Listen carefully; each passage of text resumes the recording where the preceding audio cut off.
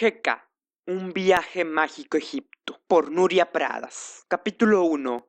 Víctor. Le costaba aceptar la transformación de su carne, aunque había sabido de antemano que eso iba a ocurrir, y en algún momento había dado la bienvenida a esa perspectiva, pues confirmaba definitivamente que era un jinete. Víctor, haz el favor de apagar la luz y ponerte a dormir. Lamentaba no poder opinar sobre cómo se iba a alterar su cuerpo, aunque al mismo tiempo sentía curiosidad por saber a dónde lo llevaría ese proceso. Además se daba cuenta de que, como humano, estaba en plena adolescencia. ¡Víctor! Víctor levantó los ojos del libro que estaba leyendo. La voz de su madre sonaba próxima y amenazadora. Se acercaba el momento de que entraría en la habitación y le arrebataría el libro de las manos, como siempre. La curiosidad lo llevó a desafiar un poco más la autoridad materna y leyó la última línea, en un acto lleno de heroísmo. ¿Cuándo sabré por fin quién y qué soy yo? La sombra de su madre se dibujaba en la pared del pasillo. El tiempo se agotaba y la paciencia de su madre también. Puso cuidadosamente el punto en la página que había acabado de leer y deja el libro en la mesilla de noche. Se quitó los anteojos y los colocó encima del libro. Los miró de reojo. No le gustaban aquellos anteojos, pero su madre decía que eran como un tanque de guerra, indestructibles. Al final apagó la luz. Los pasos de su madre se perdieron por el pasillo. Víctor se quedó mirando a la oscuridad con los ojos bien abiertos. Las últimas palabras que había leído se habían grabado en negrita en el cerebro. ¿Cuándo sabré por fin quién y qué soy yo? No se lo había pasado nunca por la cabeza. Una pregunta como aquella. Supuso que era la pregunta que se hacían los héroes. La repitió mentalmente. ¿Cuándo sabré por fin quién y qué soy yo? Pensó que él era un niño bastante normal, un niño de 12 años, larguirucho, delgado, con las piernas como alambres, un rubio con el pelo tan enmarañado que no había peine en el mundo que pudiera desenredarlo. Era alguien que tan solo ocupaba un espacio muy pequeño en la habitación, en casa, en el colegio, en la vida. Alguien muy diferente a Eragon, su héroe. Eso era evidente. No tenía ni una zafira que le leyera sus pensamientos. Sonrió por debajo de la manta. Lo de Zafira sí que me encantaría. Ya se imaginan llegando al colegio a los lomos de la dragona. De ir en aquel autobús que más bien parecía una lata de sardinas llena de niños y niñas legañosos y medio dormidos. Los ojos comenzaron a pesarle. Amenazaba con cerrárseles con 2 persianas metálicas. Pero aquella pregunta le cosquilleaba el cerebro con inconsistencia. ¿Qué soy? ¿Quién soy? Aquella noche, en sueños, Víctor cabalgó a los lomos de un dragón de escamas verdes y ojos rojos. Atravesaron paisajes maravillosos, donde los colores eran diferentes a los que conocía. No tenían nombre. Su vida era como un remolino de aguas serenas, de un largo azul. Él era fuerte, era valiente. No llevaba aquellos anteojos horribles, porque nadie le decía lo que tenía que hacer o lo que tenía que ponerse, y además se veía bien. No sabía qué iba a hacer después, pero seguro que el siguiente día le traería cosas aún más maravillosas. Se despertó muy sudado después de que su madre dirigiera en el objetivo con un super grito matutino. Qué manera más poco heroica de comenzar un nuevo día. Al incorporarse comprobó, un poco extrañado, que le dolía mucho todo el cuerpo. Tenía los huesos tan molidos como si en realidad hubiera estado cabalgando toda la noche a lomos de un dragón. Aquella idea lo hizo sonreír mientras bajo la ducha intentaba quitarse de encima las últimas motas de sus sueños. Aquel día que comenzaba prometía ser exactamente igual a los otros que le habían procedido. Despertador, materno, ducha y desayuno rápido de pie en la cocina. Siempre era así, pero hasta ahora nunca se había planteado que podía ser diferente. Se colocó la mochila en la espalda y caminó encorvado por el peso. Se dirigió hacia la parada de autobús que lo llevaba al colegio. Como cada día, se encontró con su amigo Jaume Camperols, que ya de buena mañana se ponía a hacer las canalladas más estrambólicas que uno se puede imaginar, con Roger Miro, el rey de los chistes malos, con Mariona Stiff y sus ganas incontrolables de hablar, y evidentemente con los ojos negros y misteriosos de Claudia, que, para su desgracia, parecía como si no se hubiera enterado de su existencia sobre el planeta Tierra.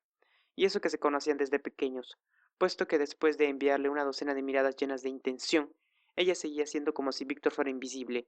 Él decidió encerrarse en sus pensamientos, todavía mascullaba aquellas palabras que tanto le habían impresionado.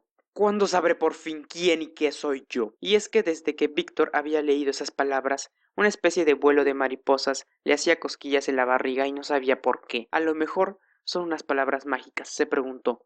Fuera como fuera, el caso era que sentía en su interior una sensación nueva e inexplicable. Era como si le faltaba oxígeno para respirar, como si la vida se le hubiera quedado pequeña, como pasaba con los pantalones de un año otro. Era como si no tuviera suficiente con lo que le ocurría cada día, como si esperara desesperadamente alguna cosa que tenía que llegar, una cosa extraordinaria. Sí, era como si esperara una respuesta, mejor dicho, la respuesta. Aquel interrogante que se le había clavado en el cerebro. Sacudió la cabeza para deshacerse de aquel montón de ideas inquietantes. Bueno, al fin y al cabo debían de ser solo paranoias suyas. Tal vez tenía razón. Su madre, cuando decía que no tenía que leer tan tarde, tal vez sí que la realidad y la fantasía se habían entrelazado en la mente. Se propuso aterrizar en el mundo de los comunes mortales y como todos los comunes mortales, en aquel momento se reían de un chiste de Miro. Él también se puso a reír, aunque no sabía de qué. Al bajar del autobús empezaron a caminar con una parsimonia exasperante. La velocidad a la que caminaban Víctor y sus compañeros era directamente proporcional a las pocas ganas que tenían de llegar al colegio. Como cada día les faltó un pelo para que le cerraran las narices a la puerta pesada de entrada. Subieron trotando hasta el segundo piso y abrieron la puerta del aula. El profesor de matemáticas estaba pasando lista y les envió una primera mirada asesina de la mañana. Como siempre, pese a todo, Víctor no era de los alumnos que acumulaban broncas y castigos. Los profesores lo consideraban un buen alumno, un alumno nada problemático. Era un estudiante medio, un deportista regular. No hablaba mucho en clase y hacía los deberes casi cada día. Ya le hemos dicho, un buen chico. En casa tampoco daba problemas. Bueno, de hecho, solo discutía con su madre por la mañana que tenían de comprarle anteojos patéticos y por su otra manía de hacerle apagar la luz, aunque Eragon estuviera a punto de enfrentarse al mismísimo Razak. En resumen, Víctor era un chico de lo más normal, un chico casi invisible. Aquel día siguió las clases con toda la intención que pudo. Por la tarde empezó a lloviznar y los ojos se le quedaron enredados entre las diminutas gotas de lluvia que golpeaban rítmicamente los cristales. Las voces de sus profesores se convirtieron en un susurro lejano y su humor se fue oscureciendo a la vez que se oscurecía el cielo. Ahora parecía como si las mariposas de la barriga hubieran enloquecido. Al terminar las clases tenía entrenamiento de balonmano. Se la pasaba bien entrenando. Nunca había faltado un entrenamiento, pero sin saber muy bien por qué una idea estrafalaria nueva y temeraria le atravesó al cerebro a la velocidad de la luz. Hoy faltaría. Con el miedo del que no estaba acostumbrado a saltarse las reglas, se escapó del colegio y procuró que no lo viera ningún profesor. También intentó no tropezarse con ningún compañero del equipo y menos aún con el entrenador. No fue una misión arriesgada como él pensaba. Al contrario, salió a la calle sin ninguna dificultad. Había parado de llover. Una patina de humedad hacía brillar las aceras, los coches de edificios. La ciudad parecía encantada. Estaba mojada y tenuemente iluminada por una luz neblinosa.